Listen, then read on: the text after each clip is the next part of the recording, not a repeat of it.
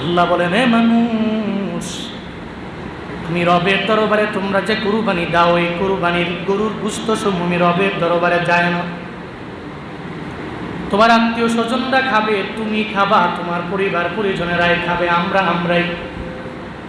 তুমি যে কুরবানি দাও ওই চামড়াগুলো তুমি মাদ্রাসায় দিয়ে দাও, ওই চামড়াগুলো তোমার নিজেরা ক্রয় বিক্রয় করো, আমি রবের দরবারে যায় না। এই যে কুরবানির গরুর রক্ত সমূহ আমি রবের দরবারে আসে না। আল্লাহ পাক জানায়া দেয়, লা ইয়ানালুল্লাহা লুহুমুহা, লাহমুন মানে গোশত, লাহমুনের জমা হলো লুহুমুন। এই আল্লাহ পাক জানায়া দিলেন কুরবানির গোশত সমূহ রবের দরবারে পৌঁছে না। দামুন মানে রক্ত, এবার দিমাউন মানে রক্ত সমূহ। এই যে কুরবানির গরু জবাই করার পরে রক্ত সমূহ, এটাও রবের দরবারে যায় না, গোশত সমূহ রবের দরবারে যায় না। তো যায় কি? ওয়ালাকি ইয়ানালুহু তাকওয়া মিনকুম। আল্লাহ বলেন, রে গোলাম, আমি রবের দরবারে গোশত যায় না, রক্তও যায় না, আমি দরবারে আসে শুধু তোমাদের তাকওয়া। কি পরিমাণে তাকওয়া তুমি অর্জন করেছো, ওই তাকওয়াটা আমি রবের দরবারে যাই। তোমার গোশত আয় না, কোনো রক্ত আমি রবের দরবারে আসে। তাকওয়াটা কি? যে তাকওয়া অবলম্বন করে হযরত ইব্রাহিম আলাইহিস সালাম যে তাকওয়া অন্তরে নিয়ে যে মনের কুরবানি করেছে, ওই কুরবানিটা হলো বান্দা মনের কুরবানি। উনি তো করছে মনের কুরবানি, কারণ মন চাইছে। ইসমাইল তো নিজের অনেক কাছের হয়ে গেছে, এত প্রিয় বস্তু হয়ে গেছে।